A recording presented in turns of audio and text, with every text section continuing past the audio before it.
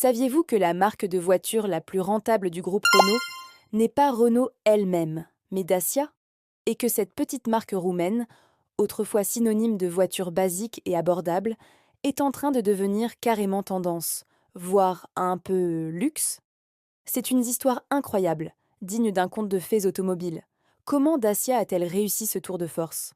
Accrochez-vous, on remonte le temps pour tout vous raconter.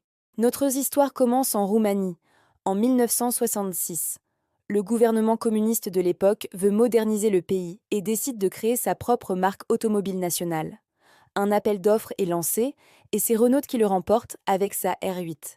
L'usine est construite à Pitești et la marque est baptisée Dacia, en hommage à la Dacie, l'ancien nom de la Roumanie à l'époque romaine.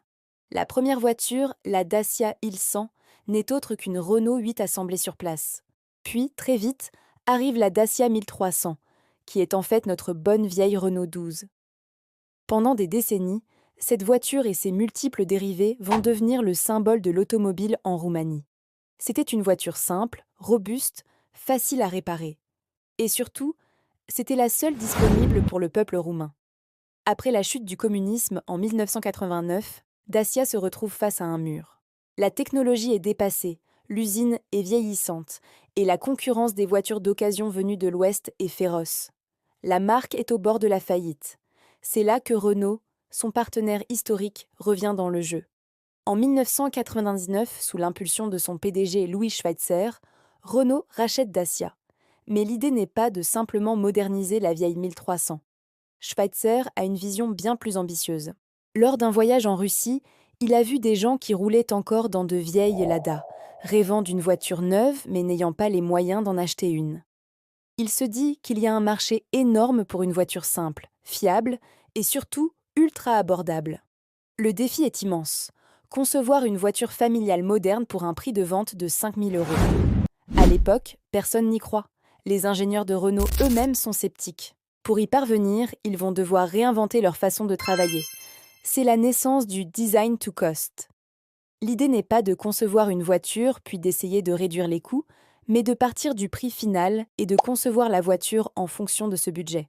Chaque pièce, chaque vis, chaque décision est guidée par cet objectif de coût. On va chercher des solutions astucieuses, comme utiliser des pièces déjà existantes sur d'autres modèles Renault, comme la Clio ou la Mégane.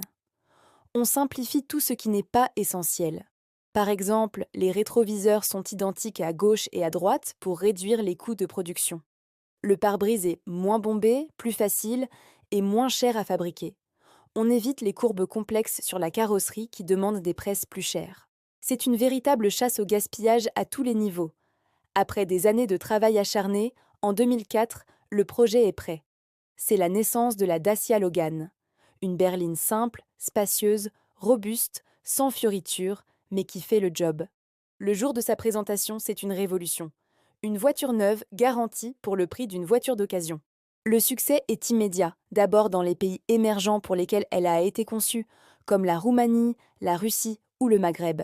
Mais contre toute attente, la demande explose aussi en Europe de l'Ouest et notamment en France. En pleine crise économique, des clients qui n'auraient jamais pensé acheter une voiture neuve se tournent vers Dacia. C'est l'achat malin, le choix rationnel. On n'achète pas une Dacia pour l'image, mais pour son rapport qualité-prix imbattable. Fort de ce succès, Dacia ne s'arrête pas là. Sur la même plateforme que la Logan, la marque va développer toute une gamme. D'abord la Sandero, une version plus compacte et plus moderne. Puis le coup de génie, le Duster en 2010.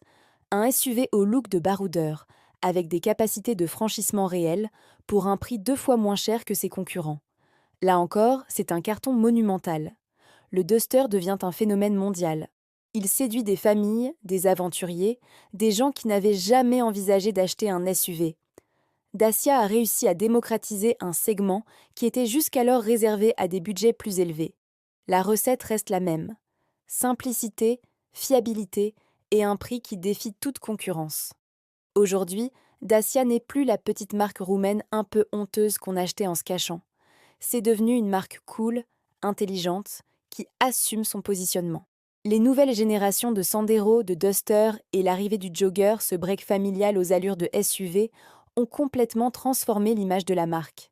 Le design est devenu beaucoup plus affirmé, plus moderne, plus désirable. On a un nouveau logo, une nouvelle identité visuelle beaucoup plus outdoor et aventure. Dacia ne vend plus seulement une voiture pas chère, elle vend un style de vie. La simplicité est devenue une valeur, un choix assumé contre la surenchère technologique et le superflu. Les clients ne posent plus « j'ai acheté une Dacia parce que je n'avais pas le choix », mais « j'ai choisi une Dacia parce que c'est le choix le plus intelligent ». Cette transformation est spectaculaire.